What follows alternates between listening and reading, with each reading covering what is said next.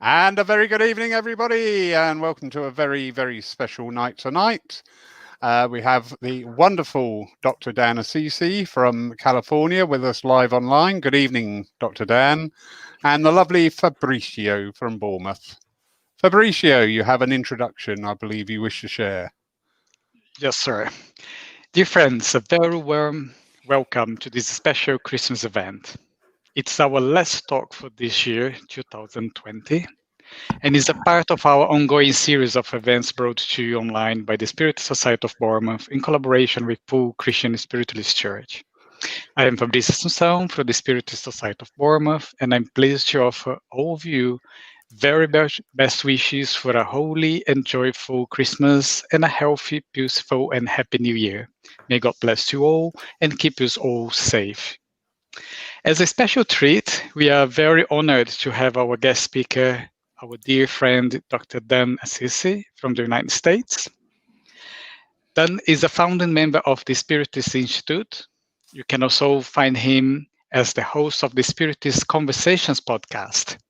He holds a doctorate degree in education and a master's degree in public administration with a graduate certificate in public policy from the University of Southern California. Dan gives a wide range of talks internationally on spirituality and spiritism with a mix of inspirational, deep thinking and his much appreciated good humor. Dan shares a message of hope and love through rational faith and both inspires and educates audience about our spiritual nature. His talk tonight is pre-recorded, as is a very special Christmas present for you. So no, it's not pre-recorded. We are live. So before we start Dan's talk, I'm pleased to hand over to Lawry Saville at the Pro Christian Spiritualist Church for our opening prayer. Well, that's a surprise. I'm glad that was just a short introduction, Fabricio. That's good. Glad you didn't do the long one. And I'm glad you went with the fancy words too. Thank you. Yeah, very kind words. Yeah. How much are they paying you? Anyway. I even got called doctor. I don't get called Dr. Dan very often. You all can just call me Dan. Thank you very much. I always call you Dr. Dan. You're always known as Dr. Dan. So, dear friends, as we come to the close of this year, just link in for this moment with that divine within, that center, that point, that harmonious heart of our very beings, and give thanks. Give thanks for what we do have. Although at this time, this world, there is so much that we can find discord with, upset, anger, enmity, and hate. Let us put those vibrations, those thoughts, those energies to one side, for they serve no purpose.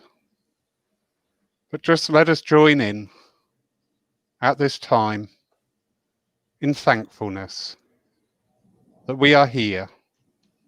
We have come through this year of years, a time we never anticipated or even thought possible.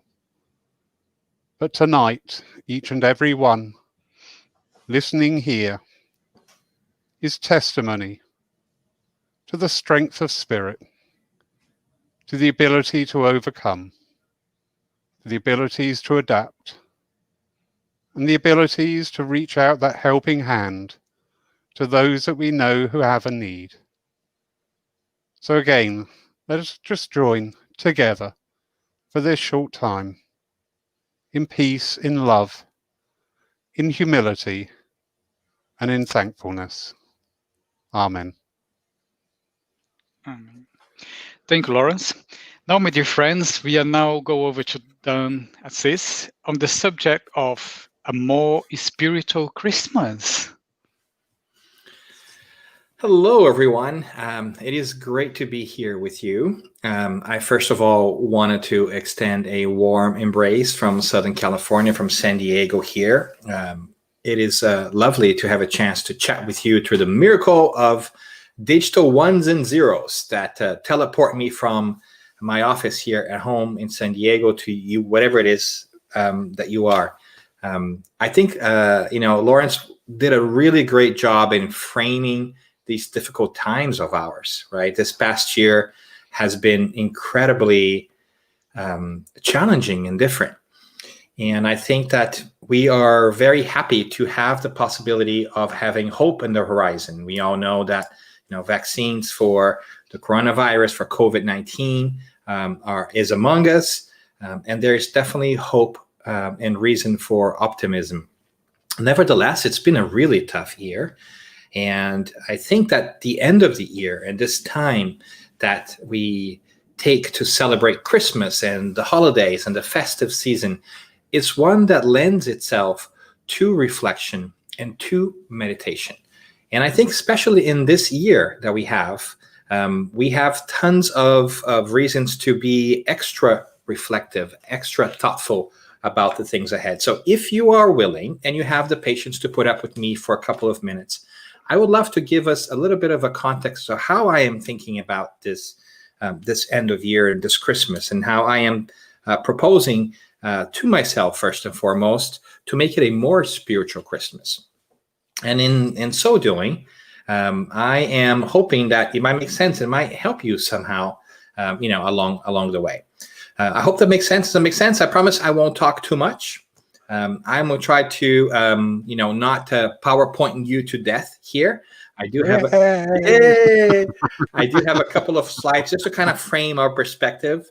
And let's see if my fancy footwork is going to work. Let's see. Look at that. And I might need to kind of bend over so not to be hit by the bubbles there.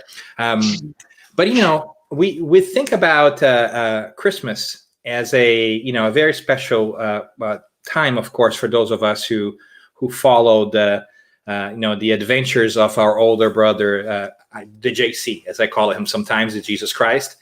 And so, Christmas has been synonymous, obviously, with the birth of Jesus, with Santa Claus, and with many different Christmas traditions.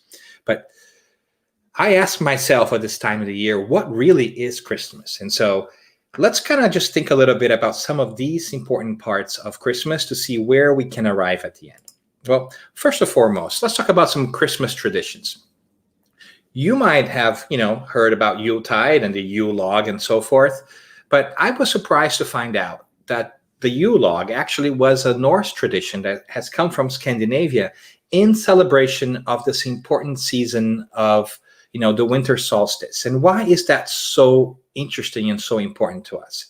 Well, the winter solstice and the Yule celebration tradition really marked this point where we were upon the darkest night of the year, where light was at its slimmest and that darkness was at its apex. And that seems a little bit pessimistic. Why would we celebrate that? Well, we would celebrate that because that meant that the hardest and darkest days were behind us.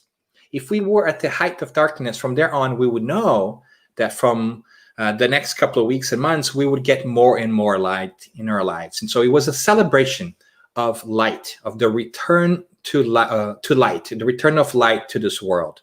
And in the Scandinavian tradition, what they would do is they would celebrate by bringing these Yule logs and burning them.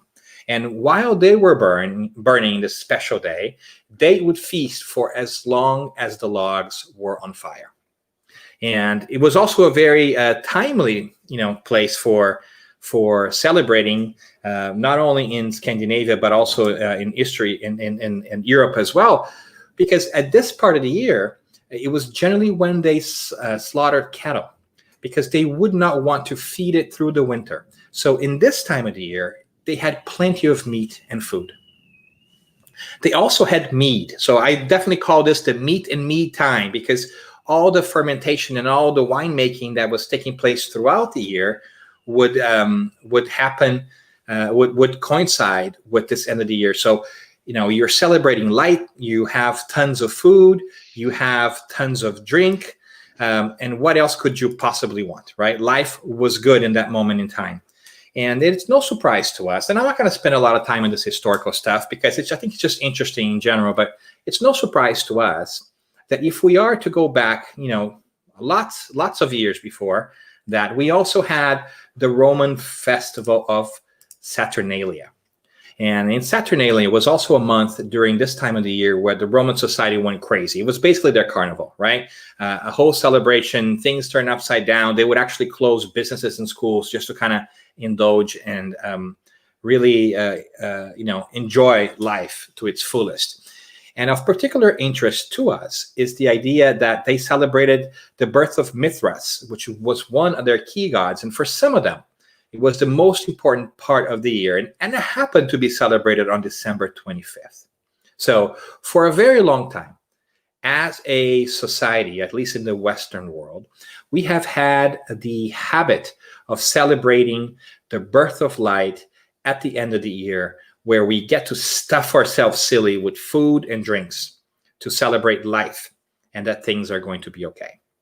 And so a lot of our Christmas traditions then really are not necessarily Christ-based to begin with, but nevertheless, we have inherited, and I think that's a fascinating piece, right? So I want to put that out there. And hopefully I'm going to make it connect later, so just hang in there with me. So apart from that, we often, tie it to the birth of Jesus, of course, because after all, that's what we celebrate, isn't it? But when we look at the birth of Jesus being on December 25th, we actually find that that might not be the case. You see, the birth of Jesus as being December 25th was a concoction of early Christians in the 14th century, where they actually decided that they were going to start to celebrate the birth of, this prophet from Nazareth, because until then, the most important holiday was not the birth of Jesus, but it was actually Easter. It was actually his passing over. They didn't have a habit of celebrating those holidays, but it is believed that some of our early church leaders at the time thought that if they could perhaps insert the birth of Christ during this time of pagan holidays, they could slowly absorb pagan rituals into Christianity. And I think that tactic worked pretty well. Right? Nowadays, I think we forget about Saturnalia. We necessarily don't think of Yule-log as something outside of Yuletide as something outside of Christianity many times. And so, fascinating perspective there that leads us to see how Christmas has changed through the time and through the years. So Christmas, as we know, it's really been something that had started as it relates to the birth of Christ from the fourth century. And I think many of you guys know that during the Puritan times with Oliver Cromwell, Christmas was actually canceled out there for you guys. They actually came in and said, no more of that nonsense. We don't want this like pagan-induced and not necessarily Bible-centric reality, because after all, you might remember that there were shepherds coming to visit Jesus, and that's unlikely to happen in the winter. The Bible does not really tell us anything about December 25th. They actually think it was some other time. So this December 25th as the birth of Christ is probably historically not accurate. Nevertheless, it's a really interesting perspective for us to be aware of in general.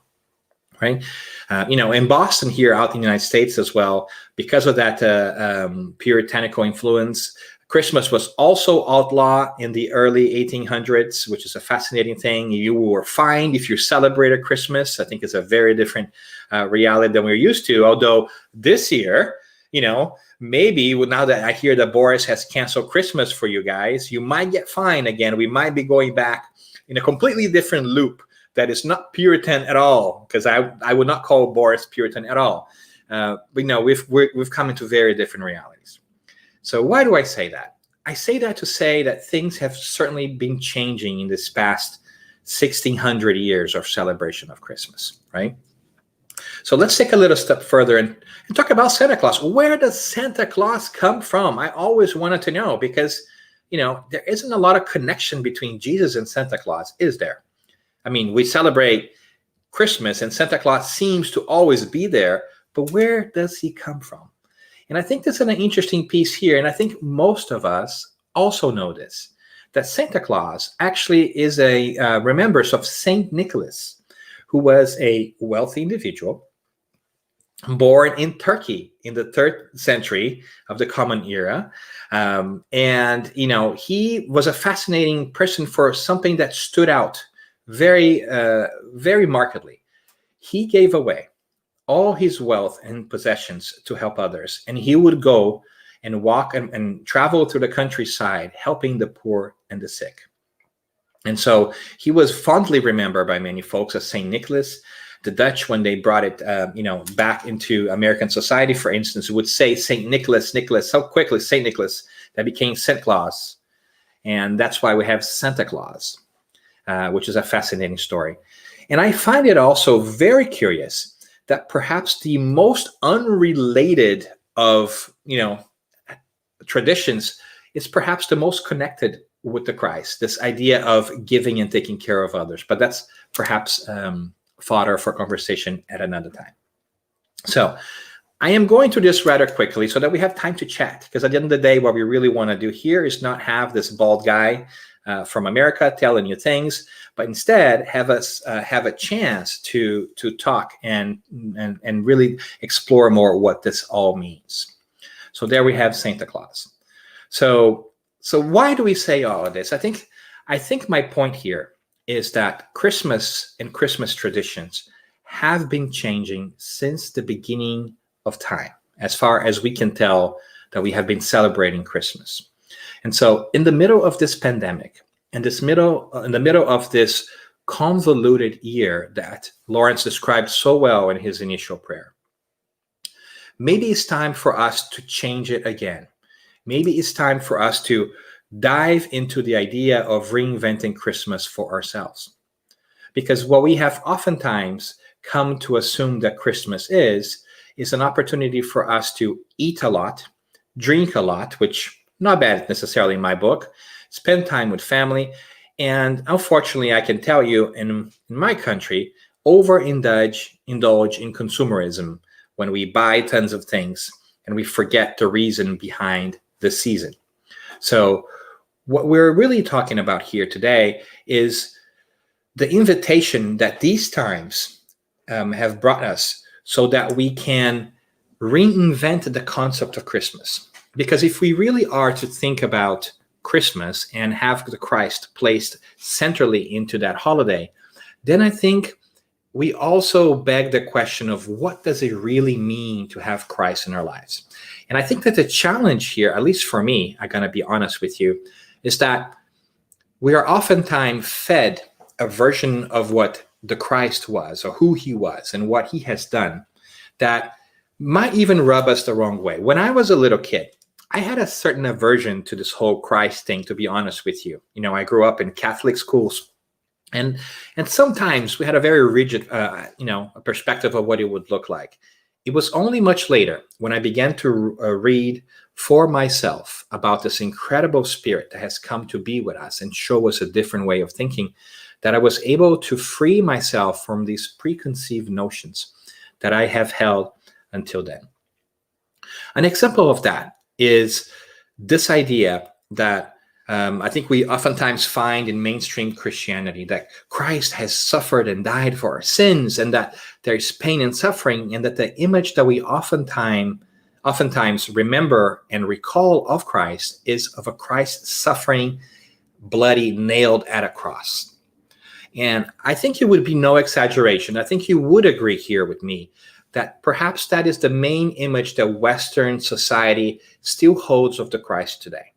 We still see a suffering and hurtful Christ bleeding in, what was in one of the most horrid torture methods of the time, right? Crucifixion.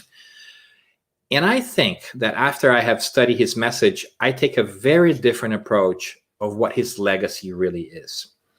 I am not sure that his legacy is one of pain and suffering. I am convinced that his legacy, his spiritual legacy, is one of renewal and rebirth and understanding a different perspective altogether when it comes to ourselves as immortal spirits. And the reason I say that is because I know of no other figure in our recorded history that has resurrected of his own volition. That is to say, that brought himself back to life. And I think that's a key message, because it is one of the most powerful instances that we have of the indication that we are more than our physical bodies. I think that the message that Christ has substantially come to teach us is that even when we perish from our physical selves, when our body, that which we're looking at right now, is no more, we, who we are, truly are, will not cease to be. And that, my friends, it's not perhaps a surprise for those of us who are here on this call today, who are watching this, because I think that we know of our interactions with spirit. Many of us have felt it, have heard them, have seen them. But I think what's also very important for us within the spiritualist realm is to consider the deep implications of that living and of that knowledge that we now have. Because if we truly are immortal spirits, the question that sometimes we forget to ask ourselves is, are we living this life in accordance with that belief? Because sometimes we forget that we are spirits. We forget. We forget that we are immortal beings who are not made first in flesh and then of spirit. That the other way around is actually truth, that we are first made as spirits and that we temporarily inhabit this apparel of flesh so that we can learn some lessons that are important for our long-term spiritual development. So we are truly blessed, friends, to have the opportunity to know that the contact with the spiritual world, it's not something magical and supernatural that has been portrayed very erroneously in many different videos, movies, and so forth. We know that it's a day-to-day natural occurrence that has been happening since the eons of time. We know this. So the question becomes, what do we do with the knowledge that we have? Because this knowledge has the power to fundamentally transform our lives. If we recall our older brother, Jesus, who came to be with us for a short minute of time, as if to bring life and light back to a world that was dark at the moment. His focus was not in his physical life, but in his spiritual existence. Had he truly worried about his physical life first, he perhaps would not have taken some of the actions that he did. However, because he was such an evolved spirit, one that is far beyond our current understanding and our ability to comprehend, his perspective and his motivation was always in spirit. All his actions were made and were taken to show us that we too should start thinking with our spiritual selves and not our material selves. That we should place our treasures in heaven, that is to say, in our spiritual reality. That our thinking should be not in the short term, that is to think about materialistic perspectives of our materialistic and temporary life, but in a long-term approach to the immortal being that we are, who is temporarily undergoing some learning. I'll give you an example that perhaps is totally unrelated, but that's how my brain works. You might have heard about some early experiments, well, not early, some experiments that were done in last century, so in the 1900s, I think it was 1980 or so, and here in California, at the University of California, Los Angeles, they were done with some candy. What they've done was, they took some kids and they said, I'm going to put a jujube, a little fruit candy here on the table. And they told the kids, if you can go for a minute without eating that candy, we'll come back here and we'll give you 2 pieces of candy, right? And so they carried out this research. And as you can imagine, some kids were able to wait for what is no doubt a very long minute when you're sitting, by yourself in a room with a candy at the table in front of you. And others, however, they were able to hold on, and some didn't. And what's interesting about this research in general as well, is that they follow these kids, for 20 years after that. And they were also able to measure that those who had shown some constraint and the ability to wait for that 1 minute tended to perform better, not only socially, but emotionally in general and so forth. So what I find fascinating about that experiment is that not that we are fated to succeed or fail because we can't wait for a minute to eat a piece of candy. That's not what I mean. What I mean is there's an important lesson, because I oftentimes ask, who am I in that example? What kind of kid am I in that example? Am I the kid that is trying to eat my bar of candy right now in this life? Or have I slowly made my way to a kid who's, spiritually speaking, is thinking a little bit more long-term, that I realize that perhaps curbing some of my desires right now in the physical realm will be better for me in the long run? And it's a question that I frequently ask myself. And I think that this year is a great year for us to ask those questions of ourselves as well. Now that we are sort of forced into a spiritual timeout of sorts, where we are really asked to physical distance from others so that we can take care of ourselves and take care of others, there is time for reflection. There is time for pondering about our true selves, our meaning, our purpose in this life, and what is it that the new year can bring us. I think this is really a key moment of our current incarnation, to think about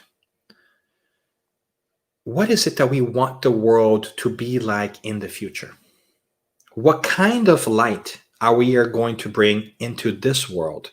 Much the same way we have been celebrating the waning of darkness since pagan times. There is a new light that must come into this world now. As a matter of fact, I would argue that a lot of wisdom tells us that light has already been with us in this world since the birth of Christ, because that ushered in a new way of thinking that we have not fully unpacked just yet. So I think the invitation of the moment is for us to look at our world anew with new eyes, to look at the Christ with new eyes, not as that historical figure or that perhaps a religious figure that has been kidnapped by dogmatic thinking that no longer holds true. That's not what the Christ is at all, at least not for me. He is a highly evolved spirit that has come to be with us, to show us that we will overcome even our physical death, and we will continue to be who we are. And that's a fascinating perspective, because once you let that take hold in your heart, I think the fear that we see widespread right now in the world dies down a little bit. I mean, friends, we all know here in this call, we had an opportunity to talk to spirit. We know that spirit lives on after the physical body. So why are we so fearful of death? Now, I always jokingly say this, but I mean it. I'm not afraid of death. I am afraid of dying.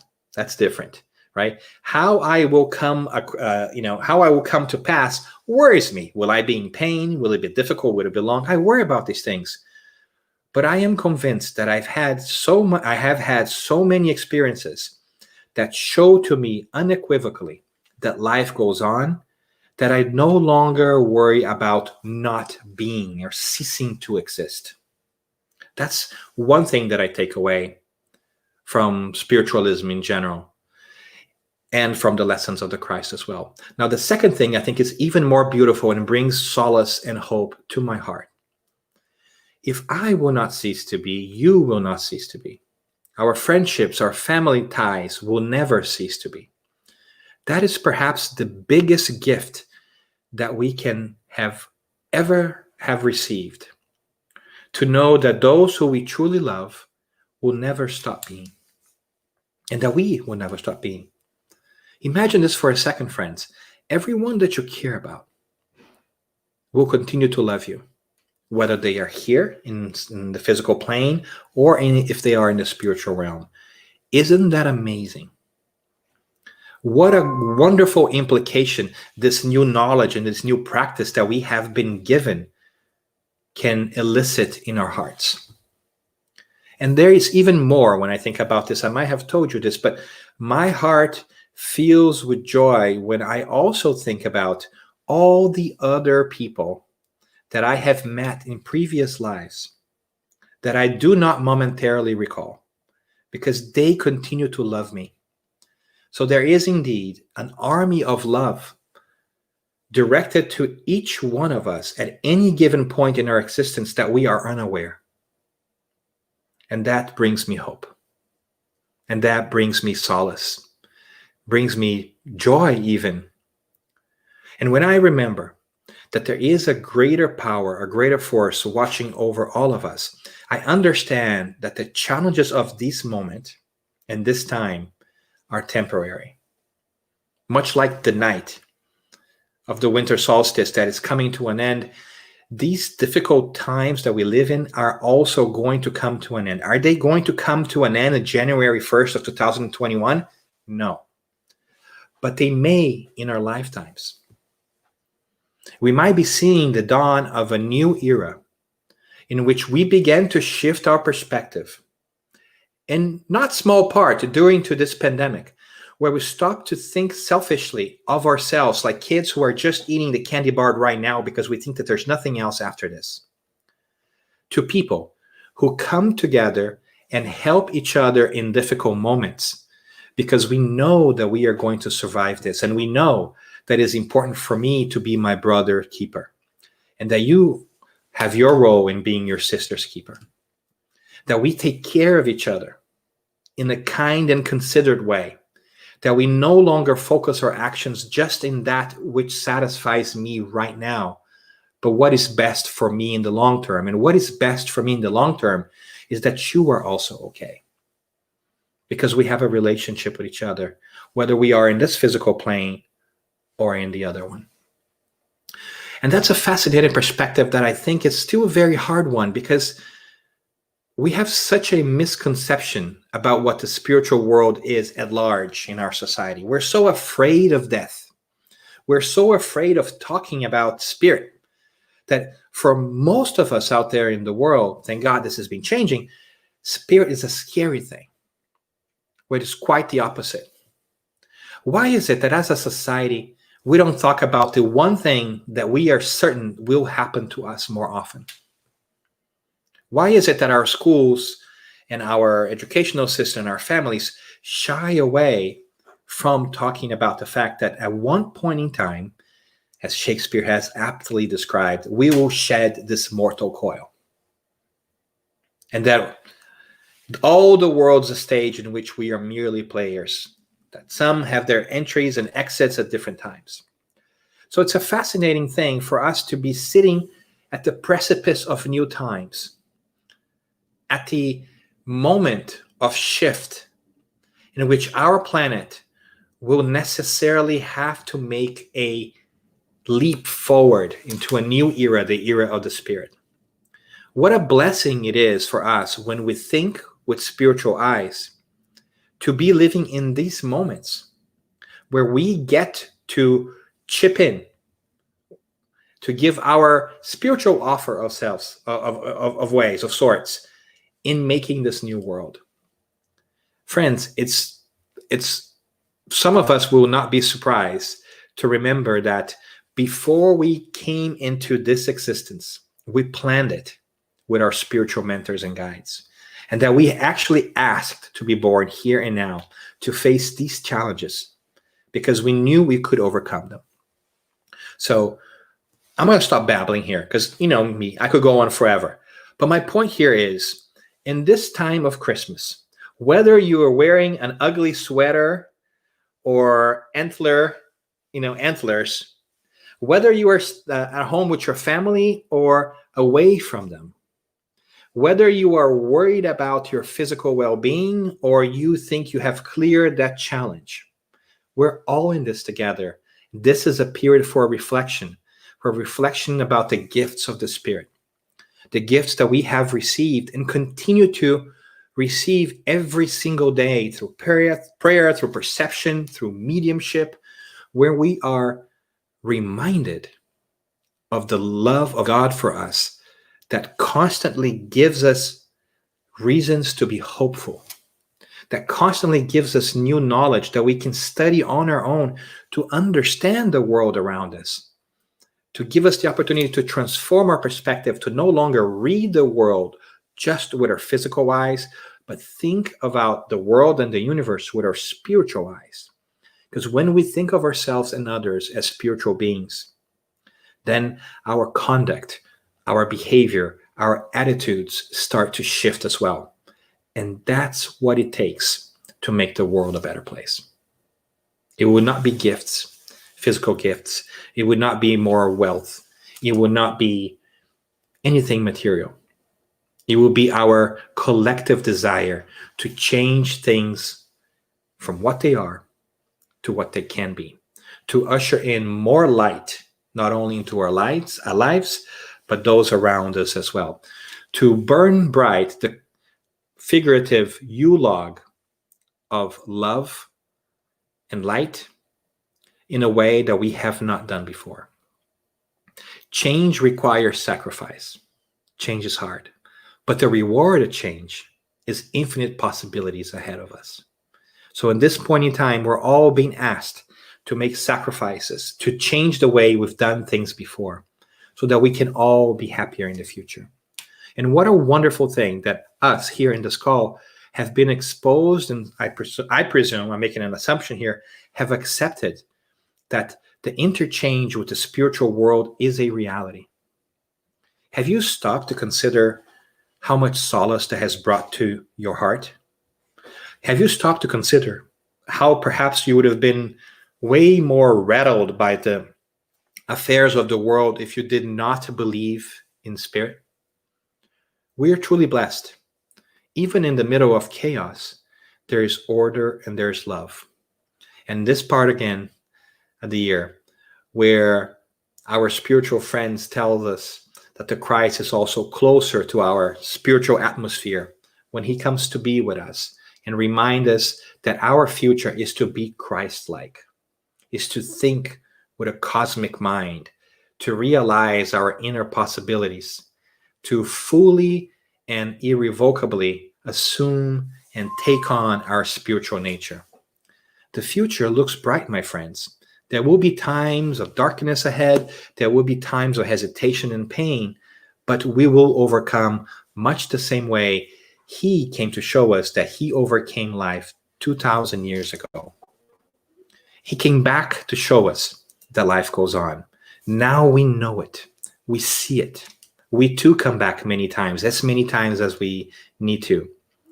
And here we are, speaking from different parts of the globe, together in ways that perhaps we would never have done before this pandemic. Look at the gift that the pandemic has already given us, to be able to connect. And what a gift it is to have the pandemic happen in these days and age when we have technology that allows us to be closer. So let's refuse to be socially distant. Let's be physically distant. Let's maintain our social ties. Let's maintain our connections and realize that we all brothers and sisters in spirit. No matter where we live, no matter the color of our skin, no matter our creed, no matter our gender, no matter our sexual orientation, we are all children of God, trailing the same road on the way to a promised Damascus, something bigger, something better. And so I'm excited to be here with you guys today. I'm excited to celebrate this new mindset that is coming to our planet.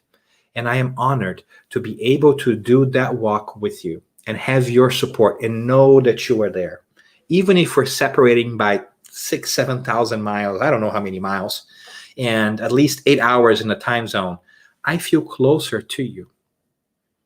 And I am thankful that you have opened your house today, have opened your church to be here. And I think that is a sign of things to come. I think that Christmas will be reinvented.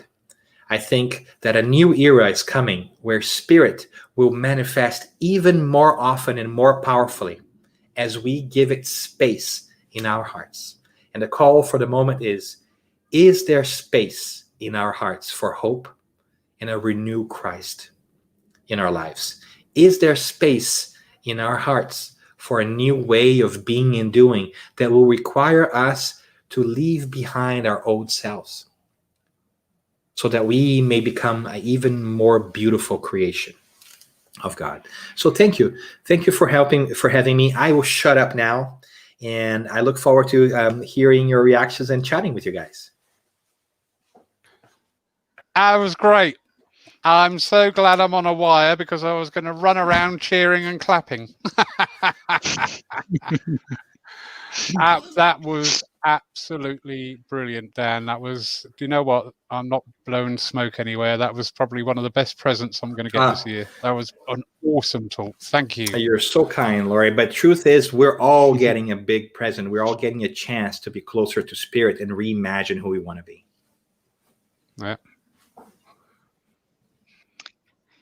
So I think what we'd like to do then is slightly different from the format we have done before. We'd like to bring a lot of interaction from people that's watching us. So we want loads of questions popping up here on Facebook and loads of interaction so that we're going to make this format slightly different and a lot more interaction with you guys. Indeed, and I think everybody should shout out where they're from because I'm seeing some wonderful places coming up here. So get typing. We want to know where you're from, where you're sat now, where you're listening to us from.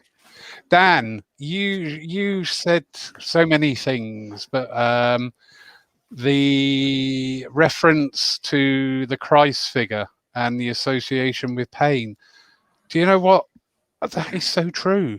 And it's something you don't actually sort of like consciously recognize. But you say the figure of Christ and everybody has got that same image in their mind. And it's not a helpful thing, is it? It really isn't. No. It starts off on that negative energy. No, it isn't. And I ask myself sometimes, Lawry, if that is like a legacy or like a inheritance that we have even of ourselves, of having lived many lives before with that image in our brains, because I think that image is counter to anything that we hear about the teachings of the Christ, yet we hold that in our minds. And it's almost an apology, right? I've heard so many people say, oh, I'm here in this life to suffer. I'm like, not me, right?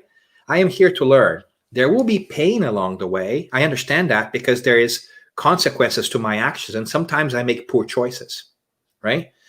But we are here to grow. Like, didn't he say that we are going to be Christ-like too? Didn't he say, like, all these things that I do, you too will be able to do? Right? So he's not saying you're here to suffer. He's saying you're here to learn and grow, right? So why is it that we hold on to that pain and suffering? It's hard. I mean, and it's really hard. And here's a beautiful symbolic thing that I think fascinating too. And I will shut up, I promise, because I get excited about this. I feel the great energy. You know, we carry around as Christians, you know, we carry on, you know, with crosses on our necks, right? That's not different than literally, if you think about the historical context of things, of walking around with a little guillotine around our necks, right? Because the cross was an instrument of torture. It was meant to be the most gruesome death that you could possibly have. It was not only a, let's kill you now, it's like, let's kill you, let's make you a spectacle. So everybody knows that you have done something that we don't want you to do, right? And yet, this figure has had the ability to transform our understanding of the cross, not as an instrument of torture, but as a symbol of life beyond. Isn't that incredible? And I think that is, symbolically speaking, also an invitation for us to transform our idea of suffering into one of sublimation, right? Not that we should focus on suffering, but that we should understand that there might be pain on the way, but through our actions, we are going to be able to transform even our harshest moments into something beautiful, something that we are going to learn from. And that's all it takes is a mindset shift, right? Does that make sense? Did I get super excited here? No, made perfect. Sometimes I get carried away, people. Sorry.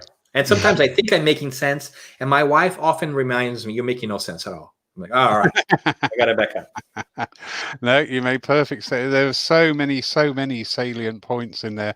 Sadly, the experiment with the sweets, if that's any indication of personality, I had a disastrous run-in with a packet of chocolate chip cookies today. So yeah, I didn't make the grade.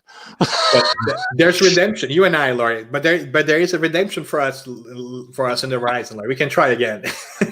Yeah. Christmas is also not a good time for us to do that experiment, by the way. So many No. deliciousness.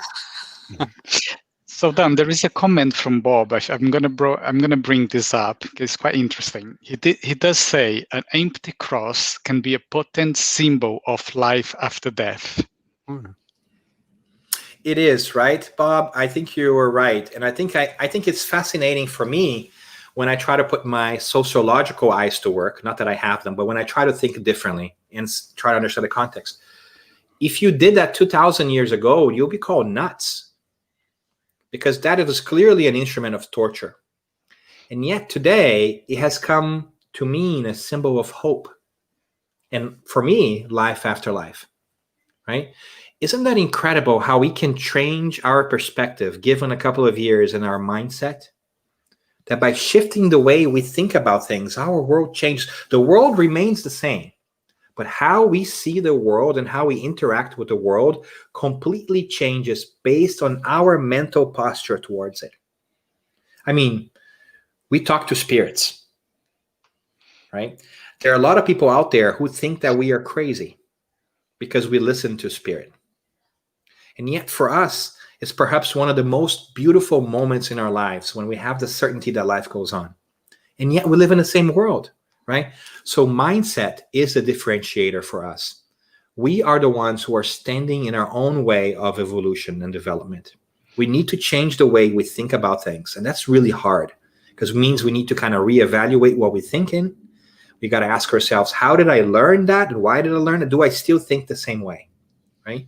And I've been reflecting quite a bit about this. I think that change comes about, I think we make choices for one or two reasons. And I write about this. It's either comfort or conviction, right? We either do something because we think that we ought to do it, but most of the time I ask myself if we're not making choices because it's the easy and comfortable thing ahead of us. I'm going to do this or this. Which one is easiest? Oh, this one's more comfortable, right? And I think a lot of harm that we bring into ourselves is because we choose the comfortable way because it's just easier. So I think the moment is asking us not to go back into the comfort of our previous lives, right? If we have this pandemic and we solve it, because we will solve it, right? Vaccines are upon us, right? It's going to get better. The question is, what do we do after this? Do we go back to the way we were before? I don't know that that's really what we ought to do, because I think the world before the pandemic wasn't a great world either, in the sense of it was not working for everybody. So I think that this moment is bringing us closer to empathy and to understand that if we can come together to solve such a big problem like this one and do incredible things like coming up with a vaccine in 1 year that generally takes like 10 years to develop a vaccine of that magnitude, what other things can we come together on to tackle? Can we tackle homelessness? Can we tackle social injustice? Can we tackle discrimination?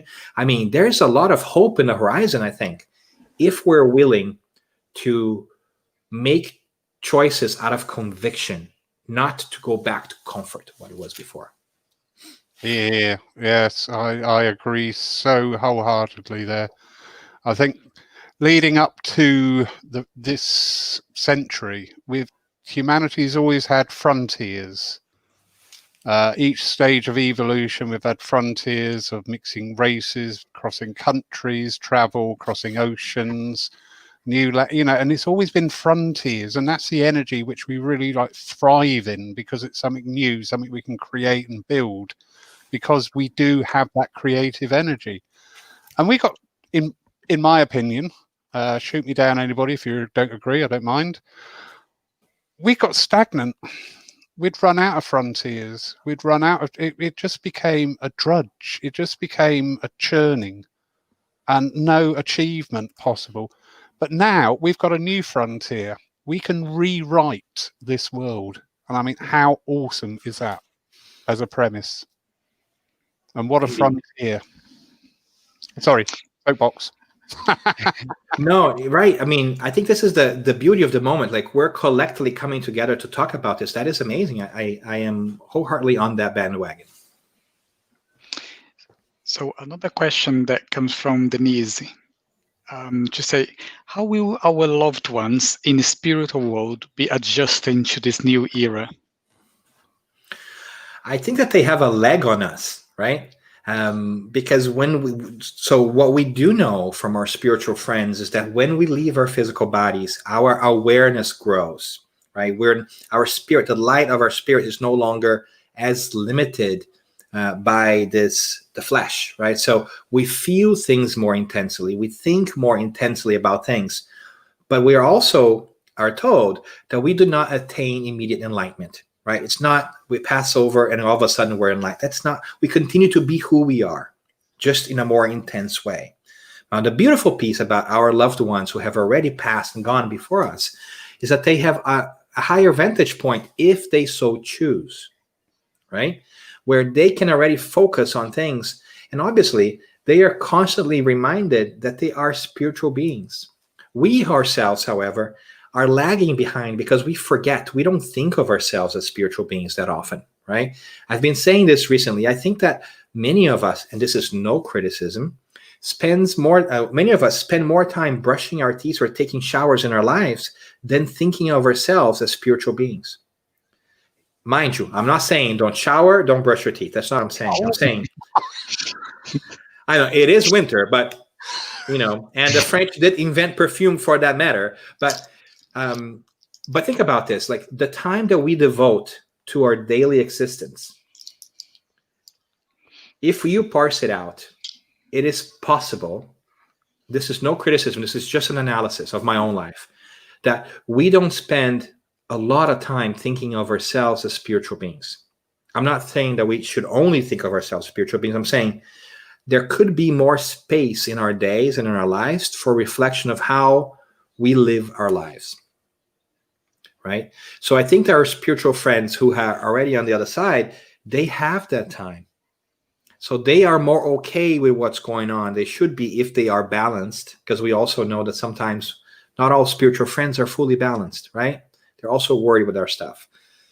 But if they are understanding this, and no doubt they are cheering us on.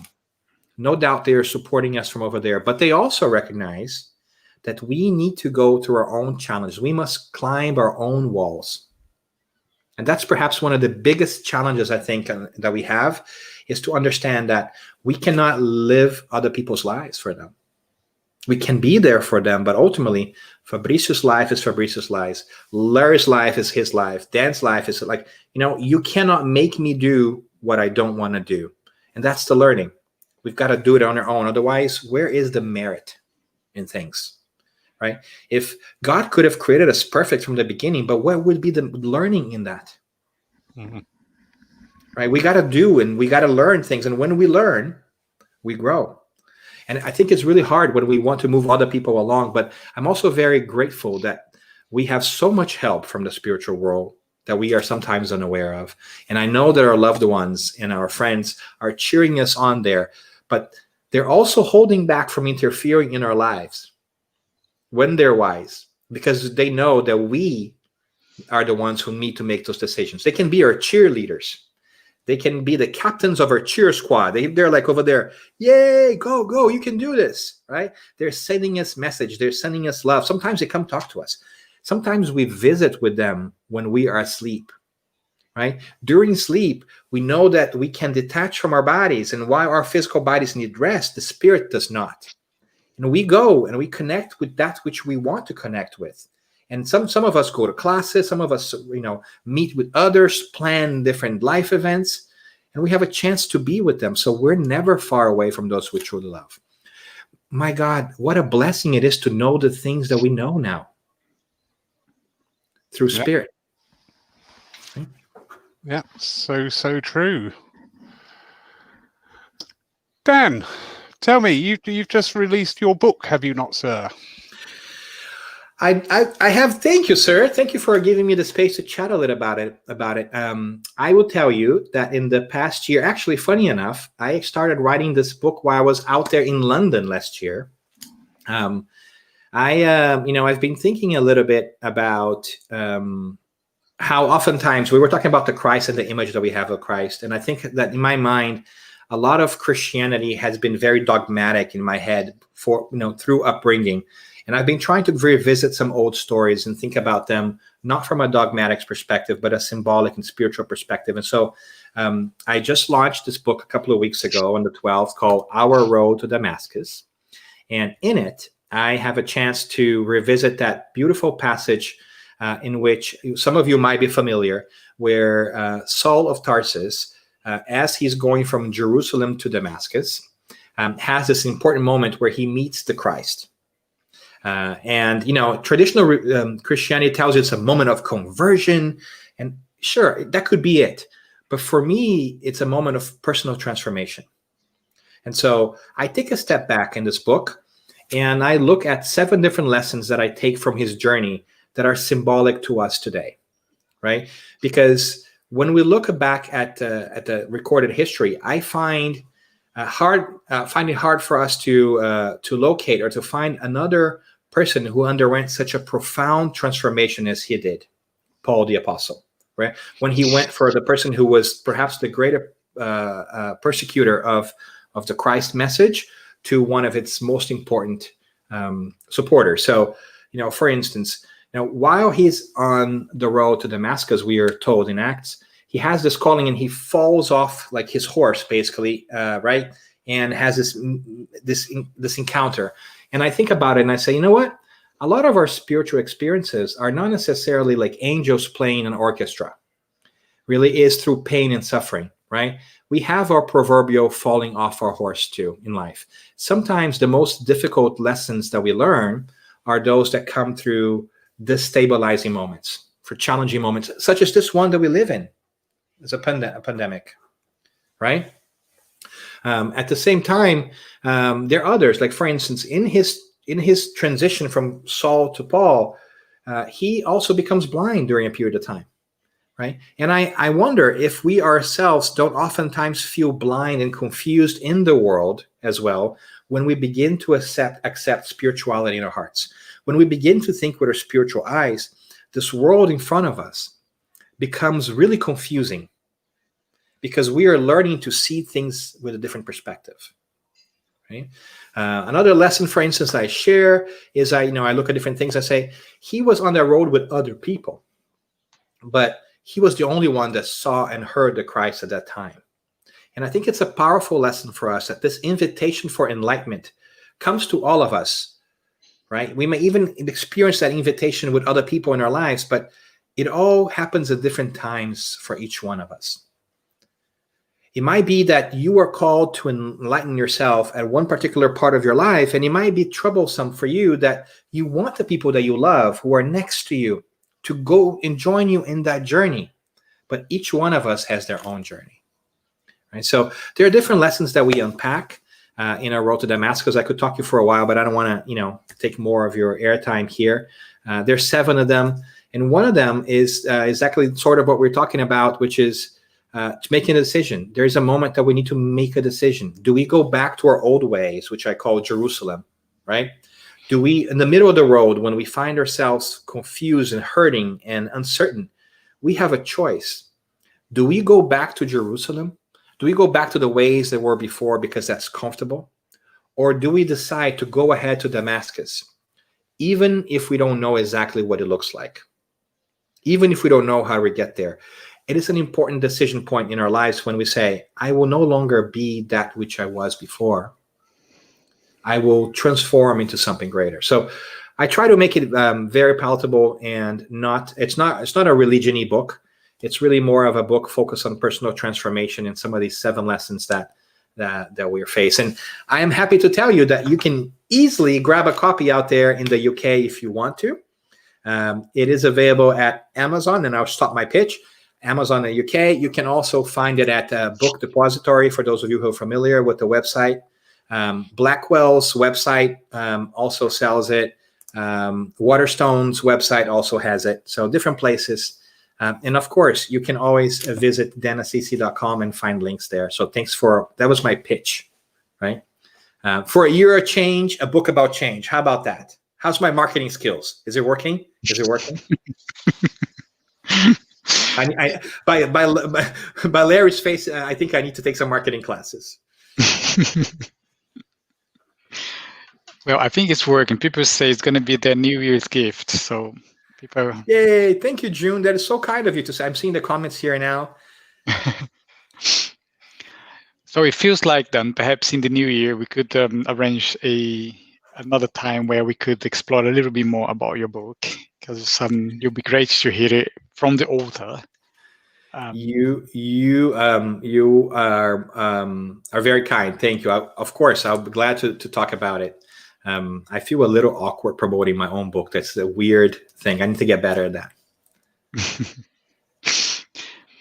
So, well, you're not promoting. We are promoting on your behalf. So if anyone is interested in Dan's book, the link has been shared on the chat there on Facebook. So the link for the Amazon, our road to Damascus. Yeah, and you can always visit danassisi.com and find all those links if you want to find them. I know that some of our friends here in the US are really trying to support local, we call them indie, right? Bookstores. They are individually owned. So you can find them through IndieBound and all these other websites. So thank you for letting me talk about the book. I do hope that if you decide to pick it up, also available in ebook and hardcover and paperback, that you enjoy it. That's my greatest desire. I walked with Paul for a year thinking about this, and I hope that it brings you joy. Lawrence, are you on mute? I can hear you. Thank you so much, Dan. That was an absolutely wonderful night. Thoroughly enjoyable, sir. You really pulled it out of the hat tonight, and we can't thank you enough. Thank you for making a space and making yourself available to chat. I always have tons of fun connecting with you and Fabricio. Okay, maybe more with you, Larry. Maybe not so much with Fabricio. Yeah. I have to tell my friends here on Facebook, this too has been picked on me all evening. And I think they did not like my jumper Christmas. I don't know if you guys can see it. There you go. We're jealous. We're jealous, to be honest. They are just jealous of my jumper. and now you've told your friends on Facebook. I hope both of them were listening. So no, but seriously, thank you. It's these moments that we have together. I think it's the very message. Like, we have fun.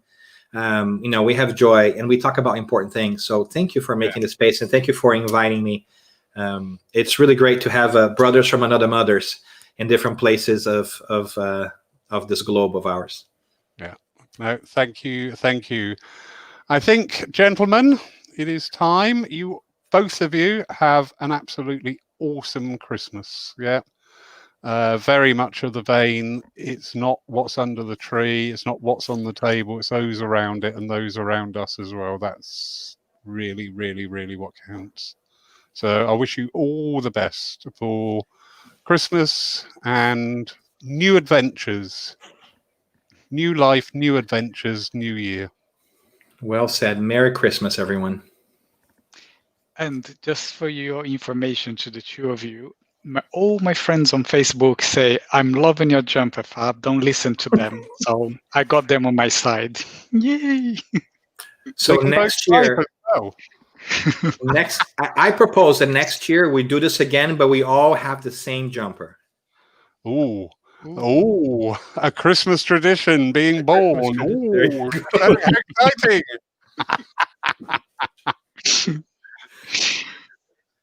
Right. Definitely. Okay. So for me, I would like to say Merry Christmas to you all. Thanks, Dan, for being with us. Lawrence, thanks very much for being with us here too. And this work that we've been doing for 9 months now is being... God, it's like a pregnancy. Since lockdown, right? Can I go in labour and get rid of all this now? No, it's been great. And before we actually go to Lawrence for the closing prayer, is there any one of you want to do as a closing remarks?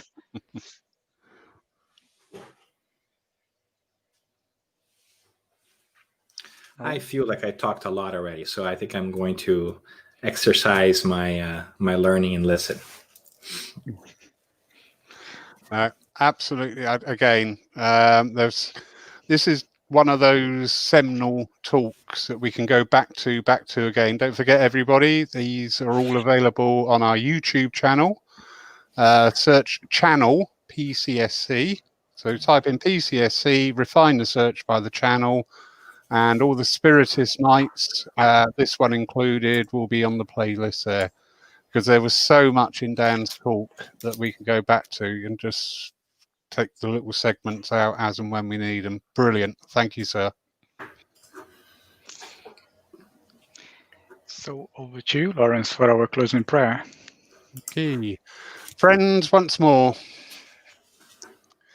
just join in that inner peace, that inner sanctuary, that inner silence, and give thanks. Give your heartfelt thanks for being able to be here this time, this night, this moment. Hands across the world, united, together, but each with our own song to sing, each with our own story to tell and to continue writing, but knowing that we all come from the same source. We are all linked and we are all united. So let us tear down these walls, these tags, these names, these words, these sentiments that keep us divided, and help us to unite and to bring together that flame of love and truth and light. Amen. Amen. So, Facebook friends, I'd like to say a goodbye. I see you all in the new year with some more talks. Thanks for being with us. Have a good Christmas and a happy New Year. And I hope to see you all soon. Goodbye from me. Good night from me. Good night. Good night, Dan.